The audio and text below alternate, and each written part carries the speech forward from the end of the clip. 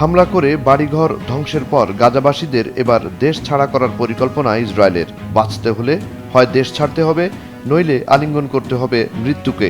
এমন নিষ্ঠুর পরিকল্পনায় অবরুদ্ধ গাজায় খাবার এবং নিত্য প্রয়োজনীয় পণ্য সামগ্রী বন্ধ রেখেছে ইসরায়েল।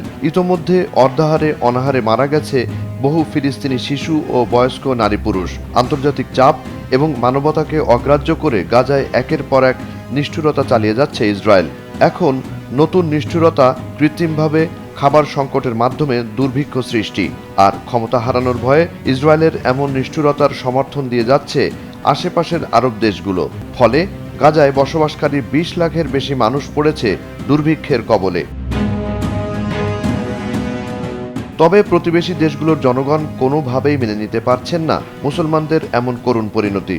মাটির গভীর থেকে অনেক উপর পর্যন্ত গাজাকে ঘিরে কাঁটাতারের বেড়া।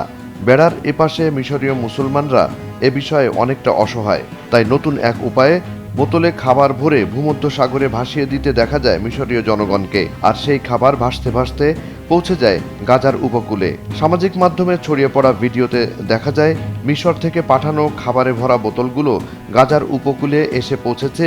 আর সেই খুশিতে গাজার এক বাসিন্দা ভিডিও করে ধন্যবাদ দিচ্ছেন। বোতলের গায়ে কাগজে বার্তাও দিয়েছে মিশরীয়রা। সেখানে লেখা হয়, হে আমাদের ভাইয়েরা, আমাদের ক্ষমা করো, আমি এতটুকুই করতে পারছি। তবে উপকূল থেকে বোতলের মাধ্যমে সামান্য খাবার জোগাড়েও ফিলিস্তিনিদের নিতে হচ্ছে জীবনের ঝুঁকি। এক ভিডিওতে দেখা যায় গাজা শহরের উত্তর পশ্চিমে আল সুদানিয়ার কাছে ইসরায়েলি জাহাজগুলো এড়াতে দেয়ালের আড়ালে লুকিয়ে থাকা ফিলিস্তিনিরা সাহায্যের জন্য অপেক্ষা করছে। এদিকে কিছু সময়ের জন্য মানবিক যুদ্ধবিরতি ঘোষণা করে ইসরায়েল। এই সুযোগে আকাশ থেকে মানবিক ত্রাণ ও সাহায্য ফেলতে দেখা যায় জর্ডান এবং সংযুক্ত আরব আমিরাতের বিমানকে।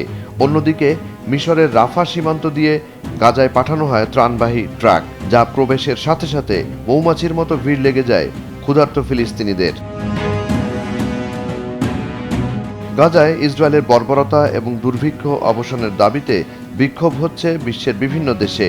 বিক্ষোভ হয় ইংল্যান্ডের ম্যানচেস্টার শহরে। মার্কিন ইসরায়েলি নীতির বিরুদ্ধে প্রতিবাদ জানাতে রাস্তায় নামে মরক্কোর বহু নাগরিক। দেশটির টাঙ্গিয়ারের রাস্তায় বিক্ষোভ মিছিল করে বিপুল সংখ্যক মানুষ। গাজায় ইসরায়েলি গণহত্যার প্রতিবাদ এবং ফিলিস্তিনের প্রতি সংহতি প্রকাশ করে বিশাল মিছিল বের হয় ভারত নিয়ন্ত্রিত কাশ্মীরে। গাজায় ভয়ানক মানবিক বিপর্যয়ের পরও এতটুকু সহানুভূতি নেই ইসরায়েল প্রধানমন্ত্রী বেনিয়ামিন নেতানিয়াহুর। তিনি হুঁশিয়ার করে বলেন, আমি গাজায় শুধুমাত্র ন্যূনতম পরিমাণ সহায়তা প্রবেশ করতে দিচ্ছি, এতটুকু যেন জাতিসংঘ সন্তুষ্ট থাকে। জুনায়েদ আলী সাকি, বৈশাখী সংবাদ।